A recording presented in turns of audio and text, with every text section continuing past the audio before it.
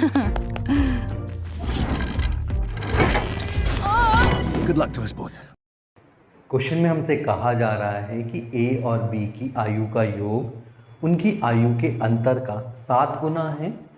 5 वर्षों के बाद उनकी आयु का योग उनकी आयु के अंतर का 9 गुना हो जाता है।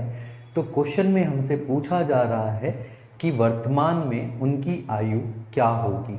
जैसा कि क्वेश्चन में कहा गया है कि ए और बी की आयु का योग, it means A plus B, और उनकी आयु का अंतर, it means A minus B का जो वर्तमान में रेशियो है वो कितने का होगा, 7:1 का होगा। क्यों? क्योंकि हमसे क्वेश्चन में कहा गया है कि उनकी आयु का योग जो है वो अंतर का 7 गुना है। तो इट मीन्स अगर हम उनकी आयु के अंतर को 1 यूनिट मान लें तो योग जो होगा उसका वो कितना होगा, 7 गुना होगा। ठीक इसी प्रकार 5 वर्षों के बाद उनकी आयु का योग उनकी आयु के अंतर का 9 गुना हो जाता है। इट मीन्स 5 वर्षों के बाद जो रेशियो होगा वो कितने का होगा, 9:1 का होगा।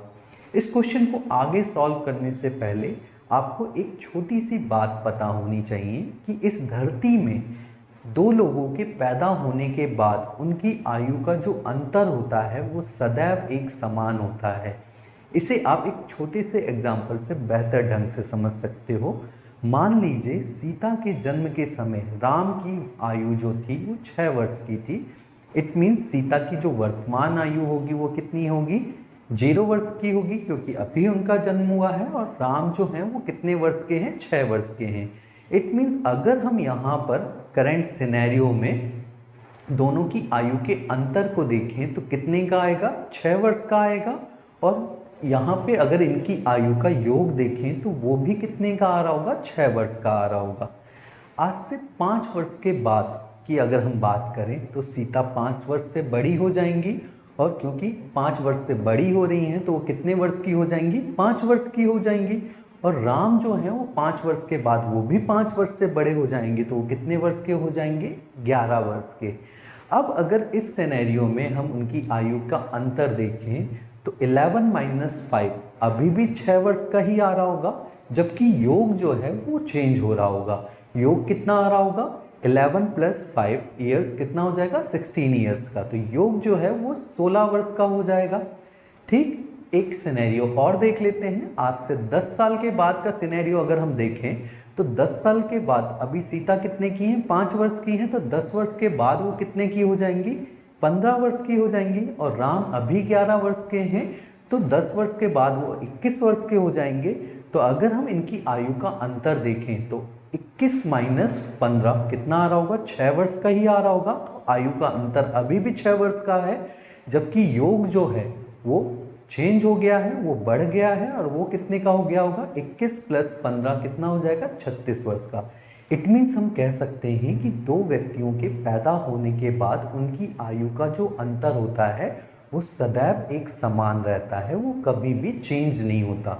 और जबकि अगर हम उनकी योग की बात करें तो योग सदैव क्या हो रहा है, चेंज हो रहा है। अगर आप योग वाले डेटा को ध्यान से देखोगे तो योग जो है वो चेंज हो रहा है, और जितने वर्षों के बाद हम देख रहे हैं योग उतने वर्षों के डबल से बढ़ रहा है।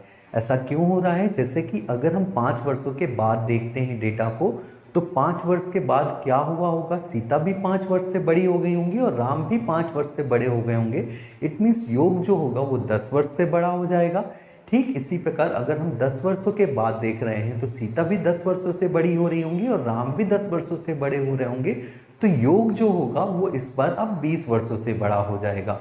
इट मीन्स जब कभी भी हम योग की बात करते हैं तो योग जो होगा वो उतने वर्षों से उतने टाइम्स बढ़ जाएगा जितने लोग हैं। यहाँ पे 2 लोग हैं तो 2 टाइम्स बढ़ रहा होगा, अगर 3 लोग होते तो 3 टाइम्स बढ़ता। अब आ जाते हैं अपने क्वेश्चन में। आप क्वेश्चन में देख पा रहे होगे जो उनकी आयु का अंतर है वो वर्तमान में 1 यूनिट का है और 5 वर्षों के बाद भी 1 यूनिट का है। इट मीन्स हमारा जो रेशियो है वो बिल्कुल परफेक्ट है। तो अब आ जाते हैं हम योग वाले डेटा में। तो वर्तमान में जो योग है वो 7 यूनिट का है, जबकि 5 वर्षों के बाद जो योग है वो 9 यूनिट का है। इट मीन्स हमारा योग कितने यूनिट से बढ़ गया है, 2 यूनिट से। और ये 2 यूनिट से क्यों बढ़ा है, क्योंकि हम 5 वर्षों के बाद देख रहे हैं। और आपको पता है 5 वर्षों के बाद जो योग होगा वो कितने से बढ़ जाएगा, 10 वर्षों से, क्योंकि 5 वर्ष से ए बड़ा होगा और 5 वर्ष से बी बड़ा होगा, तो योग जो होगा वो 10 वर्ष से बढ़ जाएगा। इट मीन्स हम कह सकते हैं यहाँ पे कि 2 यूनिट का मान जो है वो 10 वर्ष है, तो 1 यूनिट का मान जो होगा वो कितना होगा, 5 वर्ष। इट मीन्स अगर हम वर्तमान में देखें तो उनकी आयु का जो अंतर है वो कितने यूनिट का है, 1 यूनिट का, इट मीन 5 वर्ष का।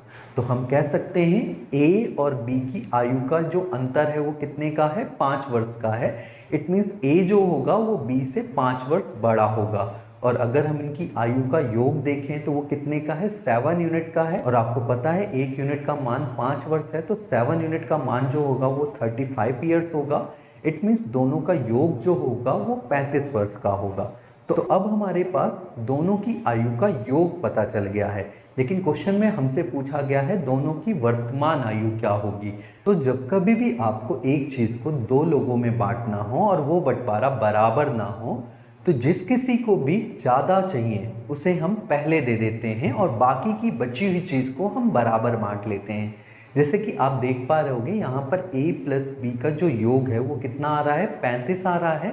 और आपको पता है a जो है वो 5 वर्ष बड़ा है, तो 35 में से 5 हम पहले a को दे देंगे, तो बच कितना जाएगा, 30 वर्ष। और 30 वर्ष को अब हम दोनों में बराबर बांट देंगे। तो दोनों में अगर हम 30 वर्ष को बराबर बांट रहे होंगे तो कितना आ रहा होगा, 15 वर्ष और 15 वर्ष।